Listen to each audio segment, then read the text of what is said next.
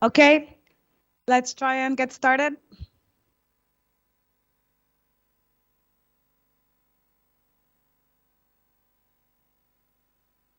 Okay, hi everyone. We're going to get the last plenary session started. First of all, I have some news from the local organizers regarding this evening, so correct me if I'm wrong.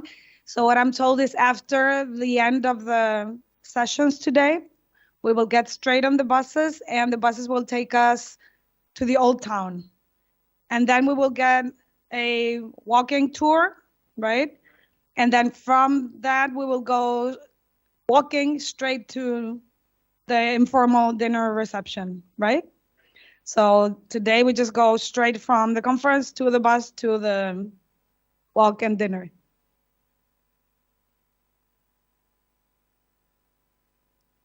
What about those who don't go to the historical? They can just go directly to dinner, I guess, right? They can go directly to dinner, right?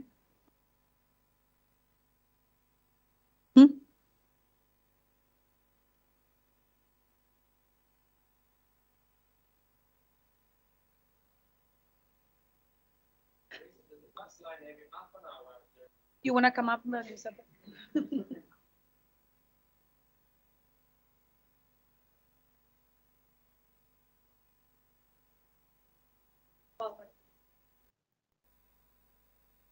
So if you don't want to join us for the city tour, simply there is the bus line that is going just in front of all the hotel that we have suggested. Probably your hotel is one of these, and you have to take just at the end of the red cube, just down to the AP rooms that we have used for the conference. Okay, so it's there's a running bus I think 45 minutes. So you have the bus and you can reach any hotel. Okay.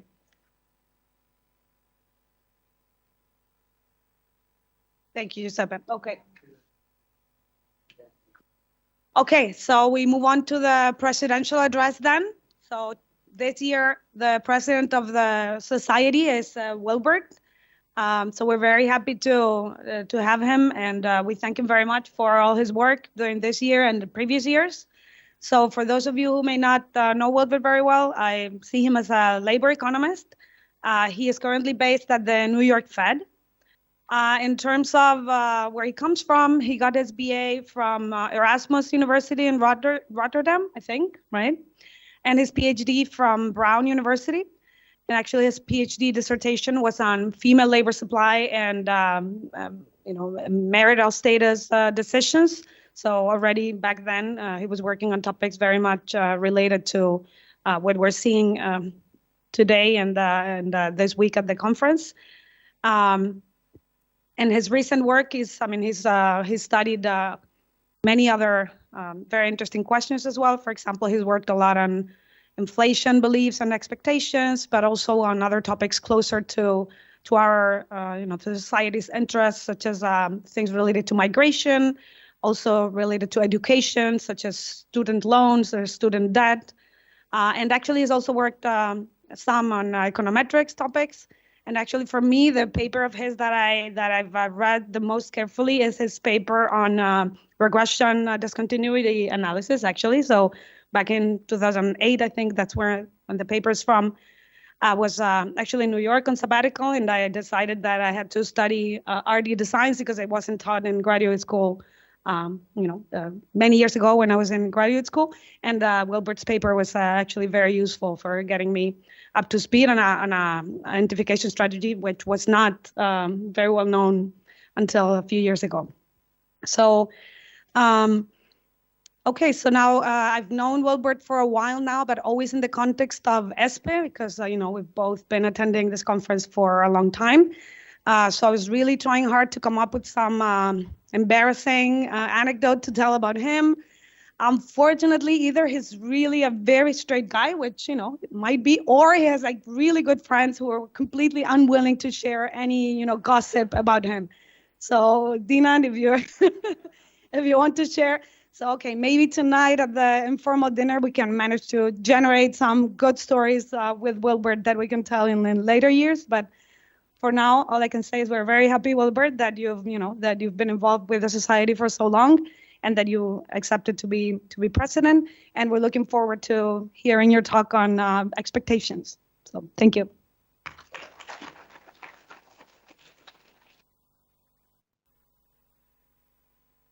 Thanks so much, Libertad. That's very nice. Nice introduction. Let's see if I can get my slides. So what's nice about this opportunity to give an address is I can talk about anything I want. Of course, I would like it to make it interesting for you. So an option is always to give a paper. What I try to do is actually talk about a research agenda, something I've been working on in the last 15 years, something I've been interested in after I worked on regression discontinuity, which I continued working on for a while. But I got partly because of that work, I got very interested in expectations data, because I think expectations is kind of the missing piece in economics. We know nothing really about expectations. And if you think about how people make decisions, they make decisions under uncertainty. Everything has uncertainty. The way we model decisions includes, we write down models with uncertainty, but then we make assumptions, and really not based on any particular any particular facts. So what I want to do, first of all, I need to do my usual disclaimer. Maybe I'll go back here. All the views expressed here are my own, and not those of the Federal Reserve Bank of New York or the Federal Reserve System. I will talk about inflation a little bit, so I have to be careful. So, in most models, we write down, expected subjective kind of utility maximization problem where people make choices. So in here, it's, we have preferences characterized by some parameter vector theta that we want to estimate. We have some observables of characteristics of the person or household, X. We specify a choice set. We actually don't know much about choice set in many cases for that person. And then, that person has subjective views about things that are uncertain at the moment. So think about the state of the world, okay, in the future state of the world. And they have expectations over that. And so they make those kind of choices, maximizing subjective expected utility. Think about choosing the level of education or a college major, and the state of the world is the returns to that investment, which is uncertain, and people know it's uncertain. And they have beliefs about that, and that's the distribution G. And so they integrate out over that when they make decisions. At least that's the way we write down these models. What we observe is just the choice they make and their characteristics, right? So, and that mapping from what we observed, the choice C and their characteristics X, it really comes out of that maximization problem, which involves this joint distribution of their preferences, which we don't know, right? Their individual preferences and their beliefs, the G. So it's a joint distribution over theta and G. We don't really know much about it. We want to learn about theta. We actually also would like to know about G, but we don't know how to do that. Economists are allergic to asking tough questions in surveys. We don't have much experience really about that, at least in the past. So we make assumptions. We separate theta and G. We make an assumption about G. And that's how we try to solve what is really a fundamental identification problem, right? How do we draw inferences about preferences when we don't know beliefs, right? And so that's the issue that I want to discuss, and some work I've been doing to try to start collecting expectations data. I'm not the only one. It's really an area that's coming up very fast. But I just want to give you the flavor of it. So the common practice, as I mentioned, is to make assumptions. And the usual one is rational expectations, full information, rational expectations. And if you think about that, if you think about all the papers you see about the returns to education, returns to college major, or almost everything, that is a hard problem, right? To estimate the returns. Now think of, and we have the tools to do it. We know source of identification, and we get the real returns that are important. Now think about an individual, just a regular person has to, they form beliefs about that.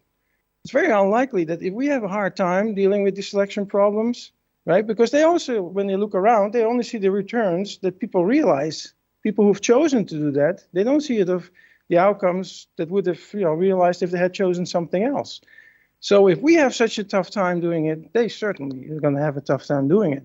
So full information rational expectation is clearly very far-fetched. So we make those assumptions, but we really need to learn more about how do people form and update expectations, what kind of information do they use, how do they acquire that information, what effort do they make, how costly is it, how do they then process that information and then update their beliefs, and then how do those beliefs then feed into different decisions, right? So these are all the things we know very little about. So I got interested in this partly kind of motivated by the work of Chuck Mansky, who started working on it a long time ago, but also because when you think about causal inference, especially like in an RD setting, for example, or more, what I was thinking more about was an interrupted time series kind of approach, that you have a stochastic process, something happened, and then you see the before and after, but there was like a jump. There was a discontinuity in time. There you have to really worry about anticipation effects. And because people's beliefs, might be updated beforehand and people start acting on that information, so you already see changes, pre and post. So in different analysis, we often have to rule out anticipation effect, or we do a quick test because we don't know how to handle it. But in many cases, people might have been acting on those expectations already, and that is part of the causal effect, and we're missing it. We're trying to get rid of it. And if there's no anticipation effect, there's a big question of why. Is it because people don't know about it? They didn't have this information, or they got the information, but it wasn't worth it for them to update their beliefs or their expectations or their behavior. Now that information itself is very, very useful, right? So this is why I think expectations are important. And we should do much more in measuring those and then try to use that, partly for causal inference, but also just, in terms of modeling how people make decisions. So what I'm going to talk about is some work I did on a chapter for a handbook of economic expectations, of which I'm one of the editors. It's really about the history of these surveys, household surveys, where we ask probabilistic questions. And then some recent work on wage growth volatility and people's expectations of that, about what is going to happen to their earnings. And then some other papers with colleagues of mine at the Fed, Olivier Armentier, Georgia Topa, Gizem Kosar, Basit Zafar, who is no longer at the Fed, but did a lot of work with the survey. So talk a little bit about history. I will talk a bit about how people typically ask questions about expectations, the kind of modern format.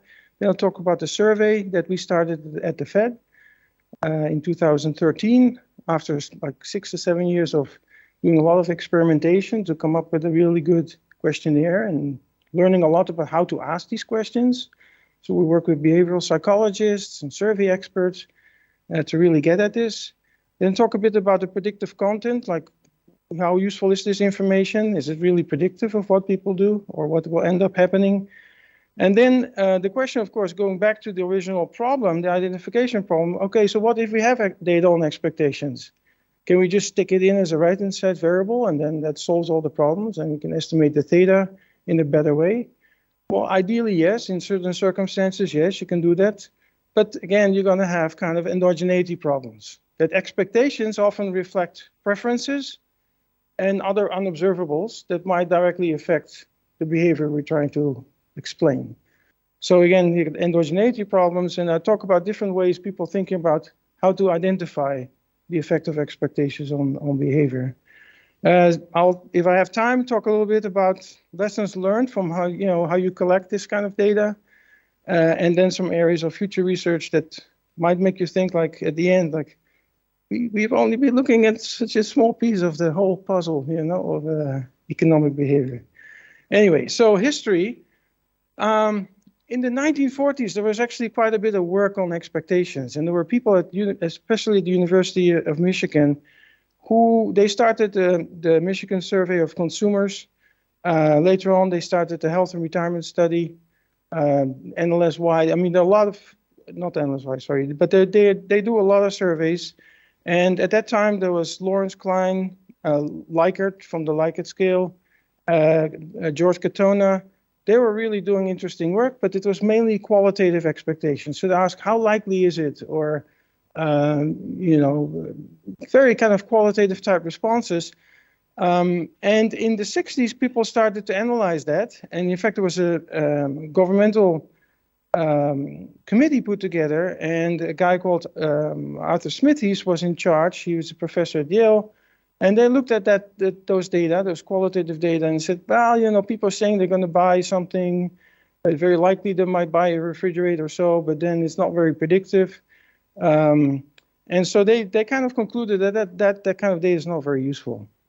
At the same time, in the 60s, there was the big rational expectations revolution. So we said, no, we got a solution. We don't have to worry about this. So that was the end of collecting expectations data. There was still, Michigan Survey was still asking some questions, more quantitative questions as well. But basically, that was it for a while. So 30 years later, Chuck Mansky, also Tom Juster, as a principal investigator of the Health and Retirement Study, started putting more quantitative measures in these surveys. And, Jeff Dominitz and Chuck Mansky run a survey in Wisconsin. Bank of Italy was putting very interesting questions very early in this phase. In their survey, the Dutch, Arie Kaptein was leading efforts there to put in questions in surveys. So they started collecting this data. At the same time, people started to reanalyze some of the quantitative questions in the Michigan survey. And suddenly were people finding actually they're very predictive. In fact, they said consumers do better than professional forecasters in predicting macroeconomic outcomes. So suddenly there was a new interest in expectation data. At the same time, we got behavioral economics coming in, saying rational expectations, really? So the people started questioning that, and so suddenly there was a renewed interest in expectations. And Chuck Mansky had the Econometrica paper where he kind of laid out where things were at the time. And so in the 2000s. You see more and more surveys putting in expectations questions, not just in the US and HRS, NLSY, all different special modules focusing just on expectations, but also in Europe, ELSA, SHARE, and then American Life Panel, Understanding Society, Understanding American Society, maybe, the survey, in the new survey at the USC. So more and more data are getting collected. And a lot more people doing experiments, like, how do you ask for these questions and how do you use it in estimating models and so on. Then in the 2010, central banks really started getting into it. So the Bank of Spain had already put in some questions in their survey. And then after 6 years of experimentation, we started our survey in the New York Fed. That survey then was taken over also by the Bank of Canada. Then the Bundesbank basically designed a survey based on ours. Then the European Central Bank is now fielding a survey in 4 countries, and it's going to eventually be all over Europe, or no, 5 countries or 6 countries. And I think Bank of Mexico is thinking of doing it. And these surveys are collecting in a very systematic way expectations data. At different, we collect it in New York every month, in other places every year or 3 years or quarterly, different frequencies, which, it's useful to have it many frequencies, but all of them are panels, okay, which is really useful because you can see how the same person revises expectations over time. And you can also collect data on decisions, and so you can link the expectations to their decisions. So there's all this micro data out there. And it's not expectations just about inflation. It's about house prices, about their personal household income, their employment status, the job search, their stock values, their wealth, their retirement plans, their health and healthcare, inheritance, marriage, fertility.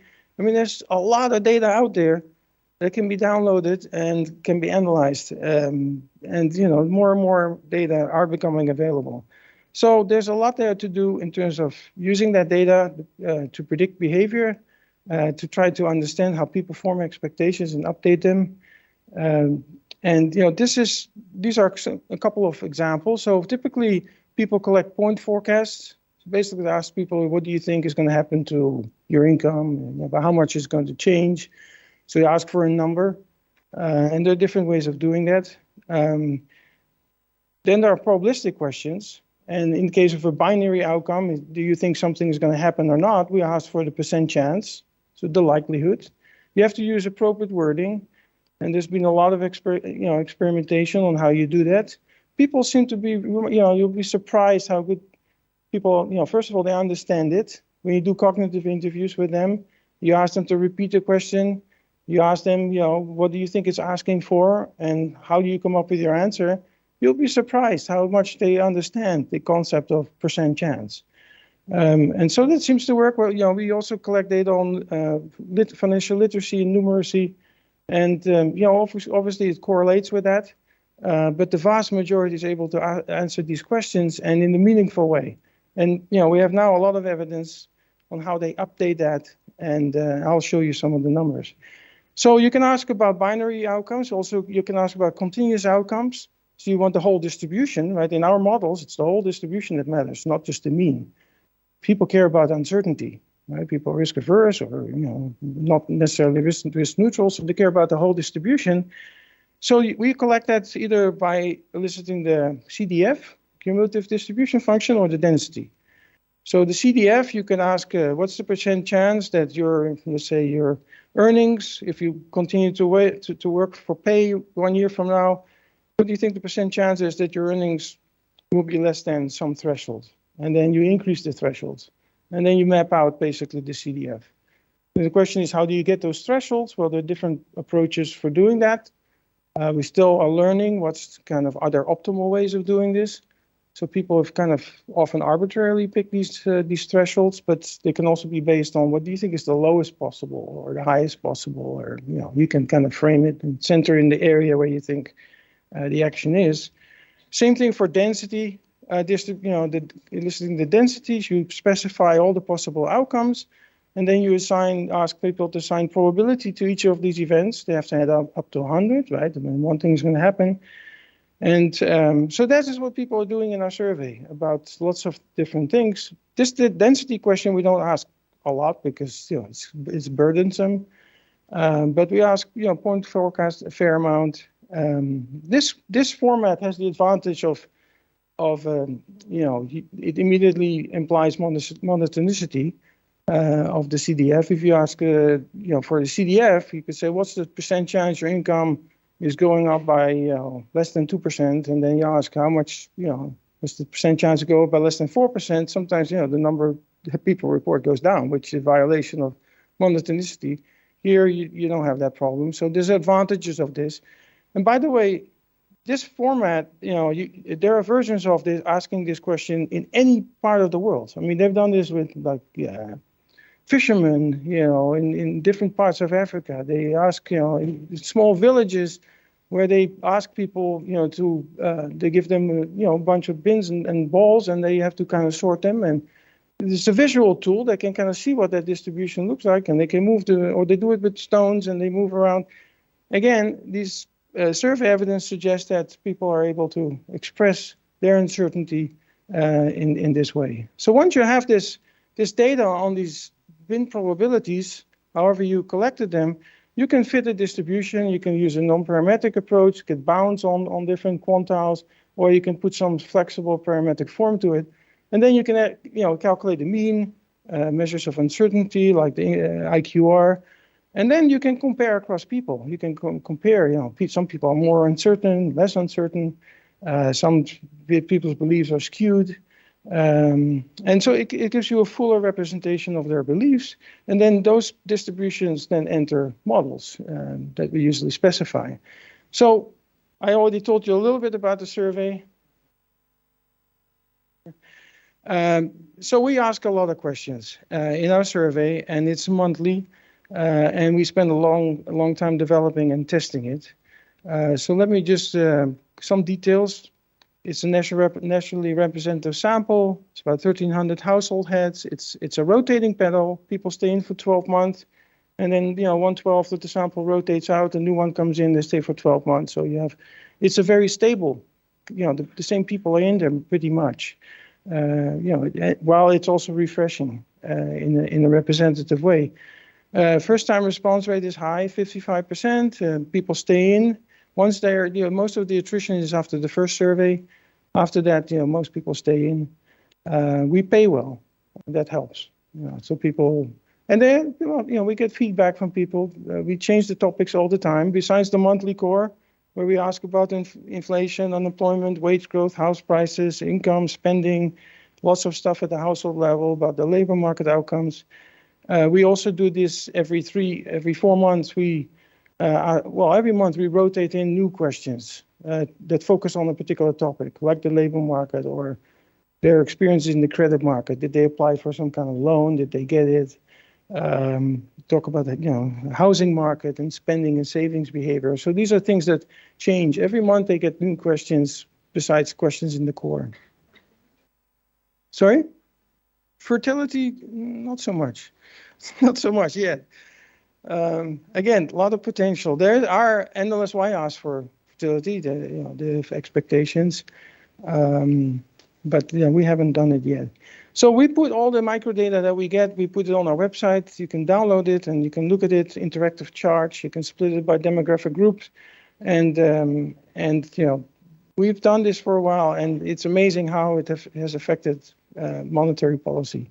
We never thought about, but the inflation expectations in particular, and now also the housing market expectations. Right? There's again talk about bubble in Europe and in the US. Housing prices are going through the roof, and I'll show you a chart. Here, let me show you some examples. So these are job loss expectations. We ask people the probability of losing the job over the next 12 months.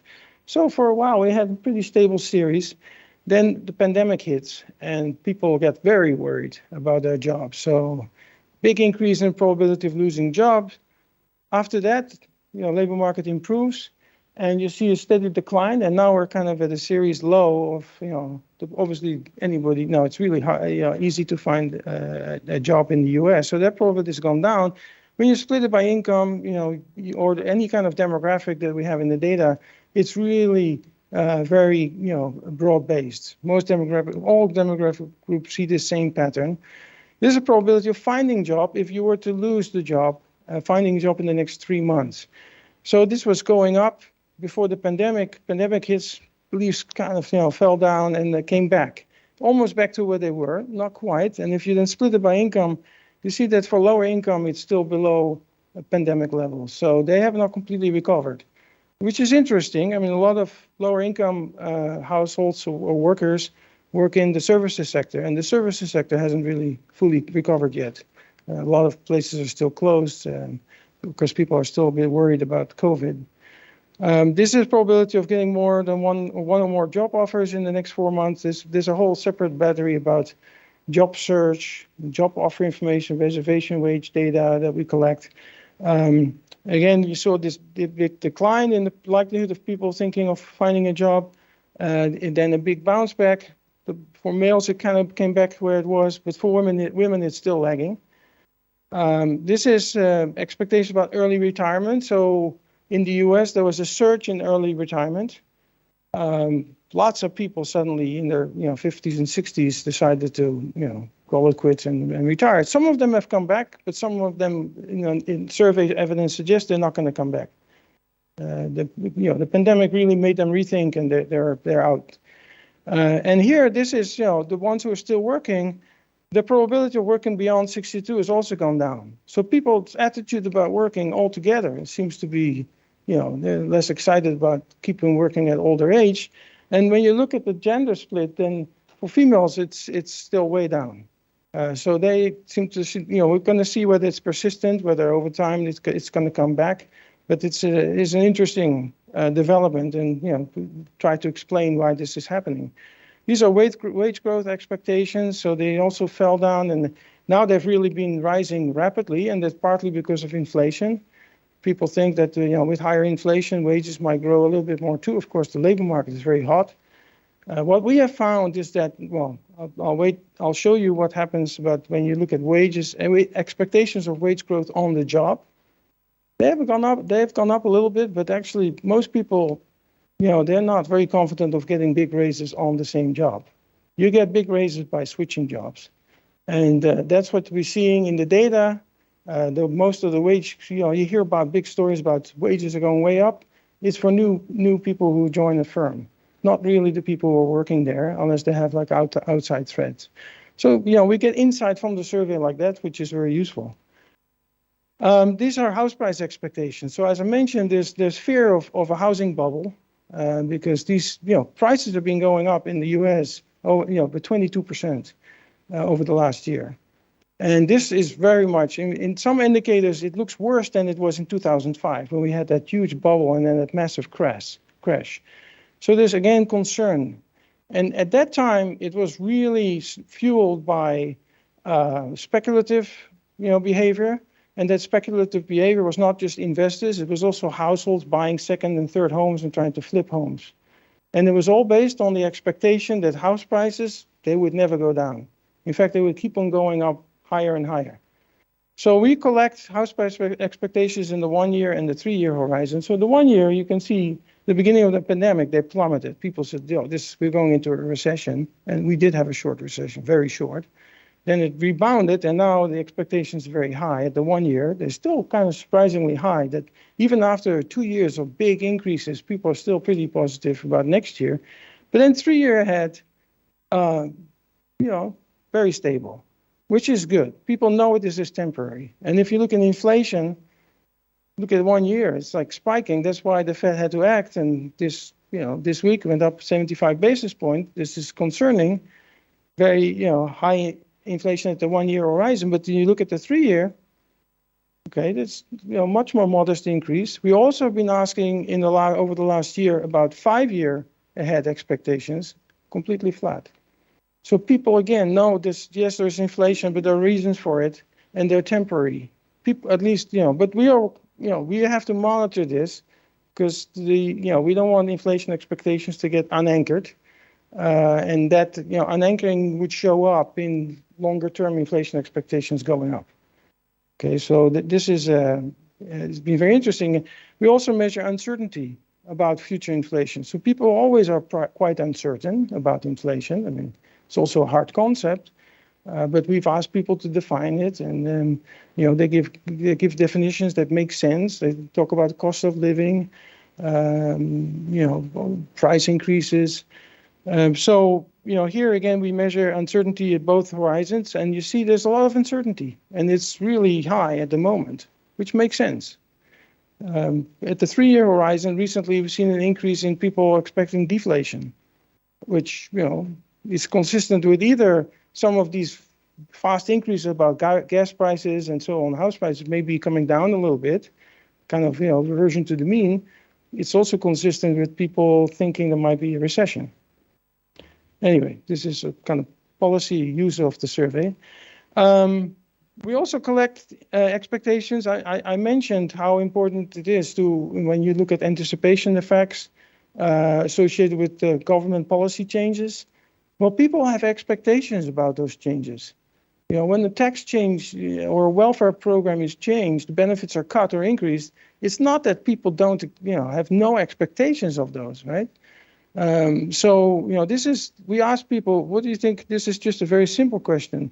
The percent chance of an increase or a decrease or no change in welfare benefits. So you see here in the first election, okay, this is when Donald Trump was elected. You see that the probability of a decrease in welfare benefits shot up after the election. Then since then it sort of came down, and then in the pandemic it went down even further, and seeing an increase in welfare benefits went up during the recession because there was a lot of talk about stimulus and so on, and obviously the government would come in and provide more welfare. And then the election happens, and Joe Biden wins, and you see a further increase in the probability of an increase in welfare benefits.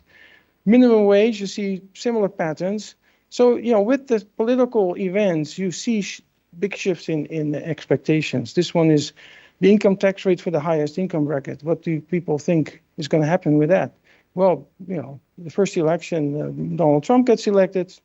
Probability of a decrease in that marginal tax rate went up. And then when Joe Biden gets elected, you see a big increase in the probability of an increase in that tax rate. Again, makes sense. But this allows us to at least have some idea of how much, when the policy is actually implemented or announced, whether people already have some kind of an inclination, an expectation that these things might happen, which can be very useful for interpreting an effect. So if we don't see an announcement effect, then again, we have the identification problem. Well, didn't they know about it? Well, now we can at least say something about it, whether it really was a surprise or not. Here we split up people depending on where they live, whether they live in a county where the people vote mostly Republican or Democratic. And then you see these big swings, around the elections. So this is like, will you be better off 12 months from now? So Democrats generally more optimistic than Republican people in Republican areas. And then the election happens. This is when Donald Trump won. And you see the red line just jumps up. And suddenly, instead of being less optimistic, people living in Republicans are more optimistic about the future. Also, they think unemployment is going to be much lower. I mean, the probability that it's going to be higher just plummets in Republican counties. That for Democrats, it only very gradually goes down. And we look at many outcomes like spending and so on. We see the same kind of patterns. We also looked at counties that switch from Republican to Democrat, or in this case, Democrat. After Trump was elected, some counties that were Democratic they were Republican switched to Democrat, and that's why Joe Biden won. In those areas, if you look at the people's expectations, people were very unhappy. The counties where they switched, they had very pessimistic expectations. Even though, like a year earlier, they were just very comparable to other Republican counties. So again, it's kind of an indicator of what could happen, in terms of political outcomes, which is interesting. I'm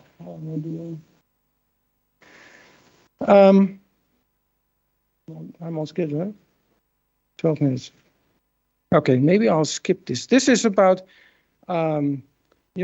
wage growth expectations. We know a lot about what happened to wage growth from data on realizations, but what do people actually believe? The basic story here is that people think on-the-job wage growth declines with age, and they're a little bit higher at younger age for men and for more highly educated, but they go down pretty smoothly. Uncertainty also goes down. The probability of a wage cut, that has kind of this inverted U shape, which is interesting. And we have some theories about this. This is the probability of losing a job. You see there's like around mid-30s, there's an increase. It really only shows up for women. So this is obviously at the time where a lot of women have kids. So this is showing up in expectations of the risk of losing a job. It doesn't really show up for men. The risk of losing a job goes up with age. So older people are a lot more worried, face a higher chance of getting fired. And quits, as you would kind of expect, you see a U-shaped. When people reach retirement, the probability of quit goes up.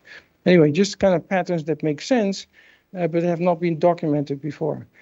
Are these predictions, these expectations, predictive of actual behavior? So we looked at all of these things like savings behavior, spending behavior, job search, credit applications, and then later in the survey, several months later, sometimes if the forward horizon is 3 or 4 months, we ask after 4 months, well, what actually happened? For people, we ask about year ahead. 11 months later, we ask for their outcomes. They're always very highly correlated. Of course, not 100%. People have, there's a lot of uncertainty, so people don't know exactly what will happen. But expectations are highly correlated with realizations, which gives you confidence that there is real value in it. And again, all these different outcomes, and people also act on these expectations. We did incentivized experiments where there was, in some occasions, thousands of dollars on the line, and people really had to think hard, and their behavior really, in many cases corresponded to their beliefs that they expressed early in the survey, not knowing there was going to be this incentivized experiment. So if people don't really care, they just give any kind of number out there, well, then you suddenly put money on the table, and then they seem to act on those expectations they reported earlier. Again, giving some credibility to those answers. But so far, the evidence is really based on within survey. We haven't really looked. Now the time series is getting longer. We can start looking at whether it's predictive of aggregate outcomes, but we haven't done that yet. This is just an example. We ask people, what's the probability of moving over the next 12 months? And for people who give a higher probability, well, indeed, there's a much higher actual rate of people who have moved 11 months later. And if they give a low probability, it's not, if they give a 0 probability, there's still some people who move, but, it's monotonically increasing, basically. This is job finding rates. So people give a high probability of finding a job, they have indeed a higher rate of finding a job. So again, it's predictive, these expectations. Do people act on them? Well, like I already said, in the incentivized experiments, they do seem to act on it. And also, you can look at shocks in expectations coming from, kind of natural experiments. Something happens, expectations jump up, and you see what happens to the behavior. And we learn a lot from these data. You can correlate it with like elections or news announcements or things that happen locally. So people seem to extrapolate from local experiences to the national level, even though, often it might not be valid. But what they see themselves, they put a lot of weight on that, and that's how they form expectations. They also update when you give information. They have certain beliefs about, let's say, price of gas or about the inflation in the past, and then you actually give them the hard numbers. They update. So if they were overestimating, they revise down. And the people more uncertain, that express more uncertainty, they revise more. So they really behave kind of like Bayesian updaters. Anyway, a lot of publications across many fields that we use. A lot of it is on these kind of experiments we do, but also just on the behavior, expectations we collect and updating behavior. This is just a small sample. There's a lot. Okay, endogeneity. I want to talk briefly about that. So I mentioned 2 ways of, you need to identify the effect of expectation on behavior. You have, again, endogeneity problem. You need some shock, something that happens. Discontinuities are hard to get in expectations, but when you run, unless the running variable is time. But think of, so how can you do it? One is to do hypothetical choice experiments. These are kind of strategic surveys. They're called vignette surveys sometimes. So you give people hypothetical questions. You put them into a different scenario. And so you first ask about their expectation. You put them in a different scenario and say, well, what under those circumstances, what would your expectations be? Right. So now you're creating exogenous variation. And you can see how people update those expectations. And then you can also ask about the intentions of behavior, or you can go back later on and see if they change their behavior. Just, it depends on how you set it up. Information provision experiments are similar. Before I go there, the strategic surveys, let me give some examples. So you can elicit wage expectations conditional on graduating with different college majors, right? You can, and then you can create, you can say, well, what if, you do this kind of a major? If you had this kind of a major, what would your expectations be? And you can do this for different majors, and then, you can compare, and these are like, this everything else equal, then you have exogenous variation. Or what if, for predicting future unemployment and inflation, you can do that under different hypothetical macroeconomic shocks. So what if this happened? How would it affect your... So these are exogenous shock, and you can see how people revise their expectations. You can even consider scenarios that you would never see. You would never get a natural experiment of this type, but you can still ask about it. You can still, whether people can think hard about it is another question, but, it is possible. Information experiments, you get somebody's belief, you give some information, you see how they update their expectations, and you can even see how that affects their behavior.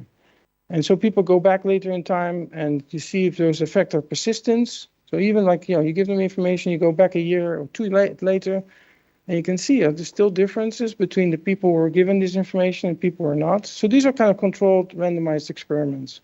But, it's by providing information. So you'll learn a lot from that. You'll learn how they use that information and then how they change behavior based on that. And it's random. So you create, and it's kind of a perfect setting. And here is a list of papers that look mostly at education choices, and they're all published in good journals. Okay, 5 minutes. Okay, very quickly, I'll just try to summarize. What have we learned about asking these questions about expectations? What we learned is that it's really important to experiment with question wording. Try different formats, and then look at, there's all kind of construct validity, phase validity, and see whether people understand, whether you get at the concept that you're after, whether people understand what you're looking for. So that, I think, is really important. So you can randomize. We did that with inflation expectation. When you ask about price changes, people typically, they think about salient prices, like gas prices and so on. So they give crazy numbers. But they're only crazy if you don't realize that they are, you make them focus by saying prices, you make them focus on these kind of, most salient prices. If you ask about inflation, you don't get that kind of response. They think more about price changes overall. So the question wording matters. And we did a lot of different wordings, and then you can kind of look at what response rates. You can see whether the answers you get correlate better with behavior. All ways to test of the information content. Another one is cognitive interviews. I can't tell you how important those are. So if you design a new survey and you don't have money to do this, just ask 3 people. Pick 3 random people and ask these questions that you want to try out, and just see how people, ask them to read it, and then ask them what they think that question is asking for, and then let them give an answer. And then again, you say, well, what you were thinking of, how did you come up with that answer? You learn a ton from that. And you often learn that you're on the wrong track, that, the wording you chose is not, ask people, do you save? And then people say, yeah, I shop at Walmart. I save all the time, so people get confused. And if your debt payments are not seen as a way of saving, people don't think of that as saving, right? So paying down debt. So again, these are all things you learn from these cognitive interviews. Finally, some open questions for research. Okay, so we still don't know what's the best way of eliciting these probability distributions. There's a lot of experimentation going on. A lot of the work is done based on marginal distributions, but the truth is we are uncertain about a lot of things. So we're interested in joint distributions. There's very little work on that. We've done some work on it. We know some other people are doing some work on this, but again, it gets more and more complicated. But it's an interesting. Things that happen in the world are not uncorrelated. We know that. Sorry, I'm the wrong way. What's the best way to capture ambiguity?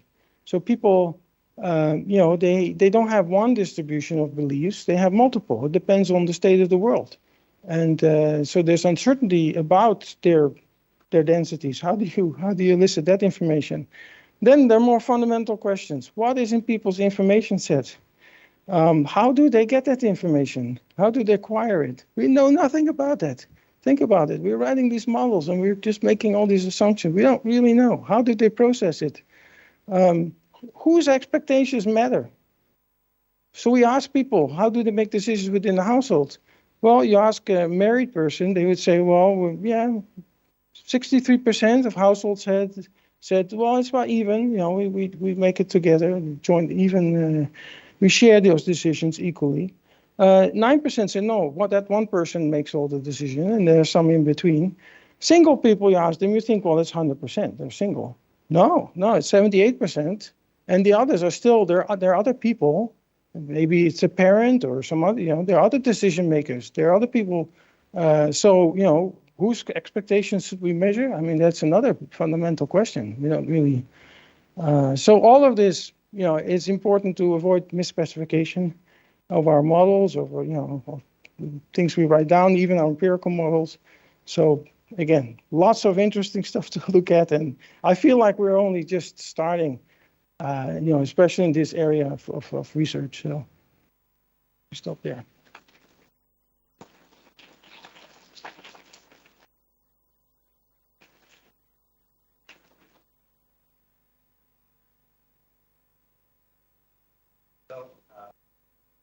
To us, many of these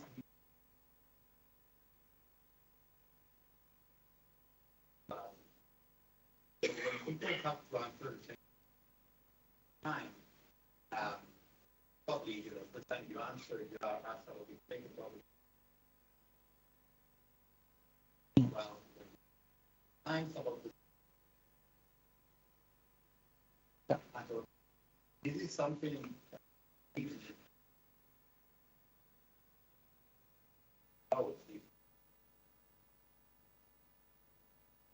Yeah. They are exactly.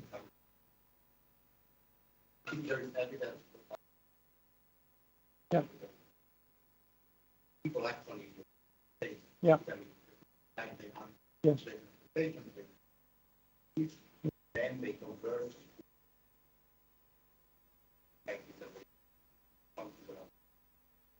Yeah, so that's a good question. So this issue has come up, like, should we, do panels or repeated cross sections? Of course, in ours, we have both. There's the new people coming in every month, and we have the panel. And so these are like tenure effects, right? How long you're in the survey could affect what people are reporting. And there are different interpretations of that. One interpretation is that people acquire information. We ask about inflation, and then they start reading about it. Of course, they don't know at the beginning whether there's going to be more questions, but after a while, they figure out that they're going to be asked again about it, and so they might pay more attention, and so there might be some kind of learning effect. So to the extent, in our panel, the distribution of tenure is stable. So whatever changes we're seeing is not capturing that learning effect, because the extent of learning is stable. But we actually don't necessarily think this is a learning effect that we're seeing.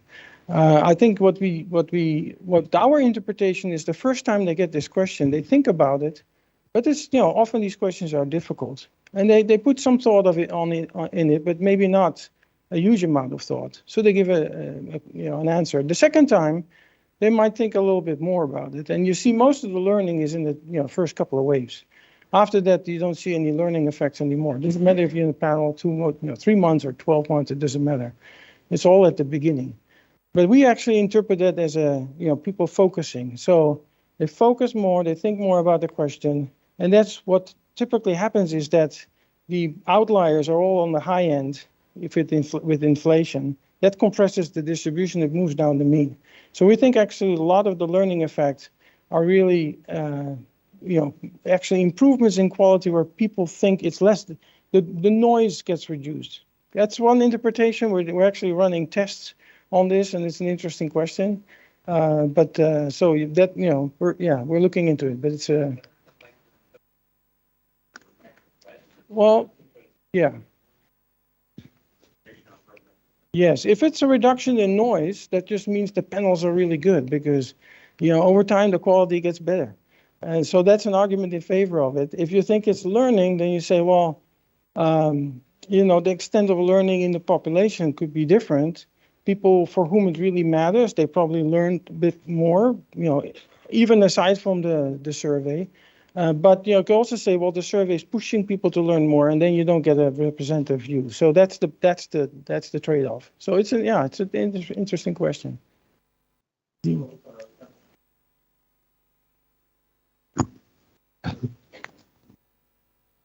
Thank you for the talk. So my question, Wilbert, is about the extending the period for expectations from next year to 3 years to 5 years.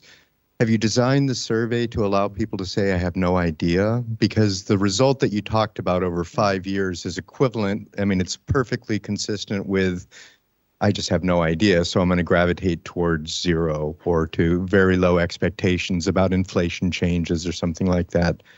From what you showed us with the 1 year and the 3 year, that's what it looked like to me, that there's a mixture of people who have some idea, and then another set of people who really have no idea, and so they're going to answer no change. It's possible. The way we actually do the wording of it is very similar, but we make people think, now think 2 years ahead, right? And then we ask about that year, 2 years ahead. You could also ask, if you ask about on average over the next 3 years, and then you have the 1 year. I mean, you can basically use different methods to get at what people think about 3 years ahead. And it's a remarkable consistency in that, which gives us some, trust that what we're getting at is what people really think is going to happen at that point in time. Now, in terms of they could, what's a valid reference point? To me, it seems a little strange that, they would deviate for the 1 year and 3 year, unless they really think there's going to be a decline. Like 0 is not, historically, even in periods of very low inflation, people's inflation expectations are always like, about 2% higher. But I'm not saying it, I can't, rule out that this happens. Yes. Yep. Yeah. Right. But another thing we did is we changed the order of questions. So some people will start with the 5 year and then the 1 year. Again, we see the same patterns.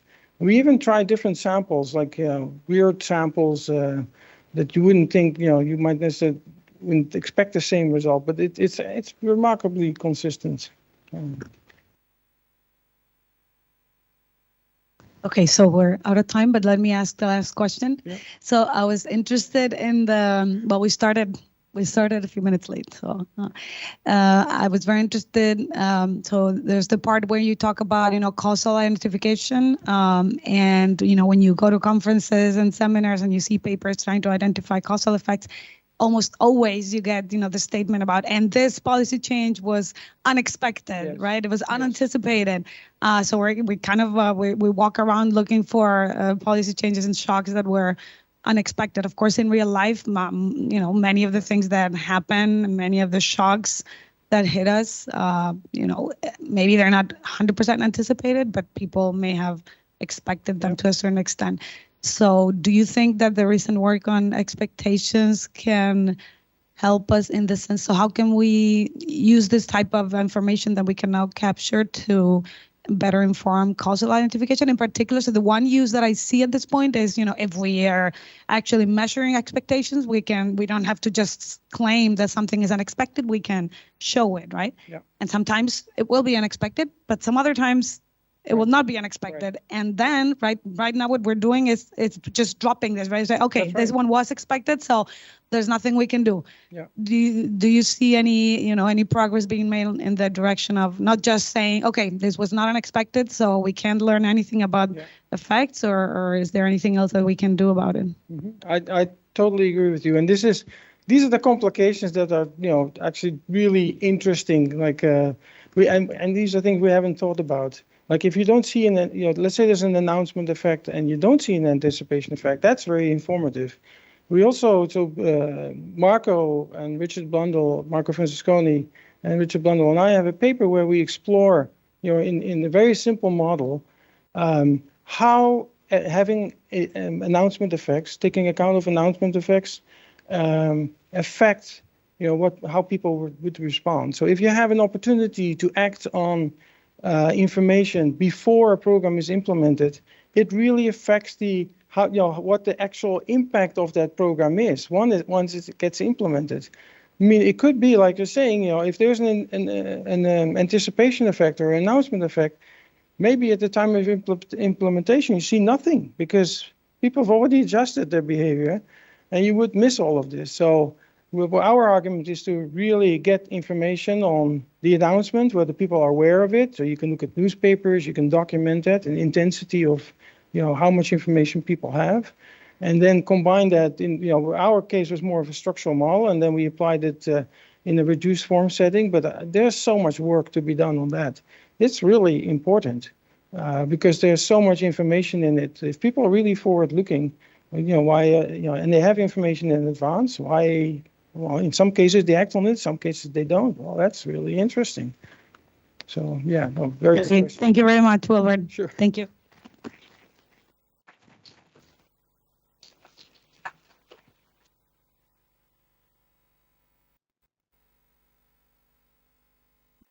I update the announcement.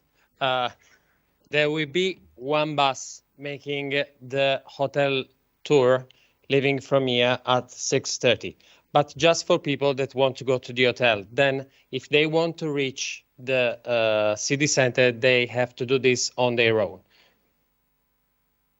Yeah, the other buses, there will be only one. The other two buses will go directly to the city center. Okay, this is just to accommodate some of the requests. Okay, thank you very much.